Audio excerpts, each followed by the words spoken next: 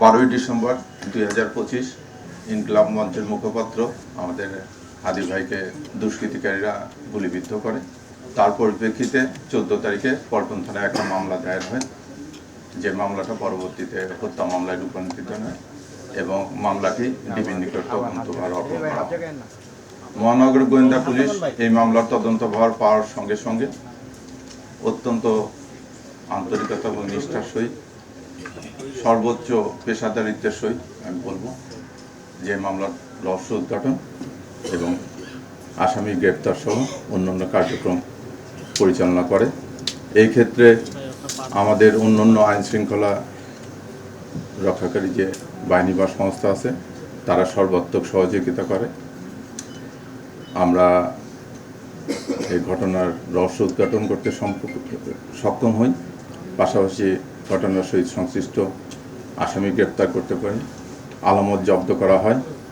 ঘটনা ব্যবহৃত আপনারা জানেন যে রিক্সা, হত্যাকারীরা ব্যবহৃত মোটরসাইকেল এবং যে আর্মস দিয়ে গুলি করা হয় সে আর্মসও উদ্ধার করা হয়। এই মামলা তদন্তের ক্ষেত্রে এক্সপার্ট ওপিনিয়নের ক্ষেত্রে সিআইডি, তারপরে আসামি গ্রেপ্তারের ক্ষেত্রে র্যাব সহ অন্যান্য যে আইন শৃঙ্খলা রক্ষাকারী বাহিনী আছে তারা সর্বাত্মক সহযোগিতা করে। আমি সহযোগিতার পেয়েছি হাদির পরিবারের নিকট থেকে। এরকম একটা ঘটনায় যদিও সমস্ত পরিবার তারা অত্যন্ত মর্মাহত ছিল, বিধ্বস্ত ছিল, তারপরেও তারা ন্যায় বিচার নিশ্চিতকল্পে আমাদেরকে সর্বাত্মক সহযোগিতা করেছে ইনকিলাব মঞ্চের অন্যান্য যারা নেতা আছেন বা কর্মী আছেন তারা। দেশের আপামর জনসাধারণ আমি বলবো যে এই ঘটনা নিয়ে অত্যন্ত ছিল। আমরা যেখানে যার নিকট সহযোগিতা চেয়েছি সবাই সর্বাত্মক সহযোগিতা করেছে। তাদের একটাই ছিল যে এই হাদি হত্যার ন্যায় বিচার যেন নিশ্চিত হয়। আমি প্রিন্ট এবং ইলেকট্রনিক মিডিয়ার সাংবাদিক ভাইদের নিকটও কৃতজ্ঞ যে আপনারা বস্তুনিষ্ঠ সংবাদ পরিবেশনের মাধ্যমে আমাদেরকে অনেক তথ্য উপাত্ত দিয়েছেন, যার ফলে আমি এই সময়ের ভিতরে তদন্ত কাজ সম্পন্ন করতে পেরেছি। তদন্তকালে যেটা প্রকাশ পেয়েছে যে শহীদ শরীফ ওসমান হাদি বর্তমান প্রেক্ষাপটের রাজনৈতিক অঙ্গনে অতি পরিচিত ব্যক্তিত্ব ছিলেন। তিনি ইনকিলাব মঞ্চের মুখপাত্র হিসেবে ভিন্নধর্মী রাজনৈতিক ধারার সূচনা করেন। বিভিন্ন সময়ে কার্যক্রম নিষিদ্ধ আওয়ামী লীগ ও নিষিদ্ধ ঘোষিত ছাত্রলীগ সংগঠনের বিগত দিনের কার্যকলাপ সম্পর্কে তিনি সভা সমাবেশ, ইলেকট্রনিক ও সোশ্যাল মিডিয়ায় বিভিন্ন রকম সমালোচনামূলক জোরালো বক্তব্য প্রদান করেন। তার এই বক্তব্যে নিষিদ্ধ ঘোষিত ছাত্রলীগে তার সংগঠনের নেতাকর্মীরা ক্ষুব্ধ হয়। আপনারা জানেন, ভিকটিমকে গুলি করা এজার নামে পলাতক আসামি ফয়সাল করিম মাসুদ ওরফে রাহুল ওরফে দাউদ নিষিদ্ধ ঘোষিত ছাত্রলীগের রাজনীতির সাথে জড়িত ছিলেন। শুটার ফয়সাল করিম মাসুদ ওরফে রাহুল ওরফে দাউদ এবং তার সহযোগী আলমগীর হোসেন দয়কে পলায়নের বিষয়ে সার্বিক সহায়তাকারী তদন্তে প্রাপ্ত আসামি তাজুল ইসলাম চৌধুরী বাপ্পি পল্লবী থানা যুবলীগের সভাপতি ও ঢাকা উত্তর সিটি কর্পোরেশনের 6 নং ওয়ার্ডের আওয়ামী লীগ মনোনীত নির্বাচিত কাউন্সিলর ছিলেন। কাজে আসামিদের রাজনীতি পরিচয়, ভিকটিমের পূর্ববর্তী বিভিন্ন রাজনৈতিক বক্তব্য থেকে তদন্তে প্রকাশ পায় যে রাজনৈতিক প্রতিহিংসার কারণে শরীফ ওসমান হাদি ওরফে ওসমান গনিকে গুলি করে হত্যা করা হয়। সার্বিক তদন্ত সাক্ষ্য প্রমাণে ধৃত আসামিদের স্বীকারোক্তিমূলক জবানবন্দি ফৌজদারি কার্যবিধির 164 ধারায় রেকর্ড করা হয়।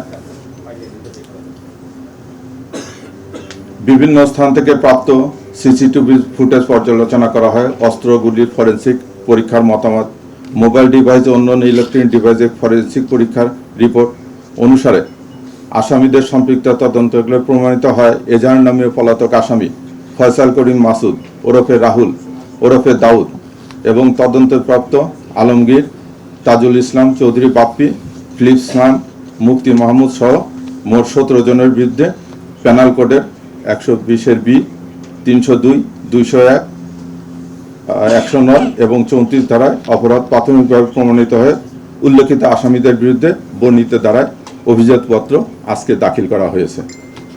ভবিষ্যতে এই মামলা সংক্রান্তে আরও কোনো তথ্য প্রমাণাদি বা কারো সংশ্লিষ্টতার প্রমাণ পাওয়া গেলে বিজ্ঞ আদালতে সম্পূরক অভিযোগপত্র দাখিল করা হবে। ধন্যবাদ সবাইকে। আমরা উনি আসামি, উনি হয়তো ওনার প্লিটা নিতেই পারে। আমরা সে সমস্ত ভিডিও বার্তা করেছি, মানে পর্যালোচনা করেছি এবং আমরা এগুলো নিয়ে যেটা ফরেন্সিক করানোর মতো এটা আমরা করছি, প্রাথমিক কার্যক্রম করেছি। করে যেটা দেখা যাচ্ছে যে এটা উনি বলতে পারে, উনি আসামি, উনি বিভিন্ন কথা বলতে পারে, কিন্তু আমাদের যে তদন্ত এবং তথ্য প্রমাণ যেটা আমরা পেয়েছি এটা আমরা নিশ্চিত হয়ে আমরা এই অভিযোগপত্র দাখিল করতেছি।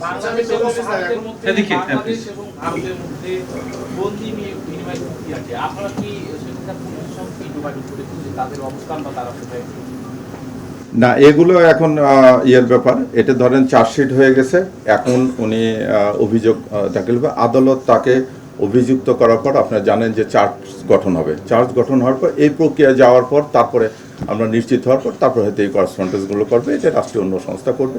আবার যদি আমাদেরকে বলে অনুযায়ী তাহলে আমরা ওটা করতে পারি। আসামিদের অবস্থান নিয়ে কি আপনারা কোনো কিছু এখনো পেয়েছেন কিনা, আপডেট কিছু আছে কিনা? কারণ সে দাবি করছে দুবাইতে, আবার এই কথা হচ্ছে এই জায়গাটা এখনো কিন্তু খোলাসা হচ্ছে না। সে দাবি করতে পারে, সে অনেক কিছু দাবি করতে পারে। আমরা যেটুকু ঘটনার পারিপ্রেক্ষিকতা আপনি জানেন যে টোটাল 17 জনের বিরুদ্ধে আমরা চার্জশিট দিয়েছি বলতে। এই 17 জনকে জিজ্ঞাসাবাদ করে তাদের তথ্য প্রমাণ এটা তদন্ত করে আমরা যেটা পেয়েছি আমরা সেই অবস্থানে আছি। উনি পলাতক, আমাদের নিকট উনি পলাতক। কোথাও না, এটা জানলে তো আমি ধরে নিয়ে আসতাম। এটাও আমাদের তথ্য প্রমাণে আসছে যেটুকু সেটুকু আমরা নিয়ে আসছি।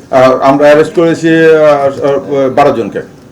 হ্যাঁ, আর পলাতক আছে 5 জন। পলাতক 5 জনের ভিতরে আছে আপনার বলে দিচ্ছি, পলাতক 5 জন আছে। ফয়সাল করিম মাসুদ আছে, তারপরে আলমগীর শেখ, তারপরে বাপ্পি, ফিলিপ।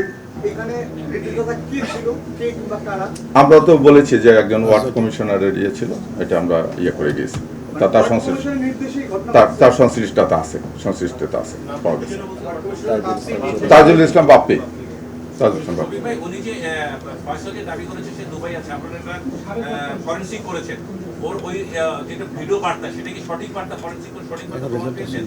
এখনো রেজাল্ট আসেনি, রেজাল্ট এখনো পাইনি। তবে আমরা মোটামুটি নিশ্চিত হয়েছি যে প্রাথমিকভাবে যেটা জানা গেছে যে ওই তারাও ভিডিও বার্তাটা ঠিক আছে, কিন্তু অবস্থানটা ইয়েতে না। হ্যাঁ, দুবাই না। ব্যালিস্টিক রিপোর্ট পজিটিভ এসেছে।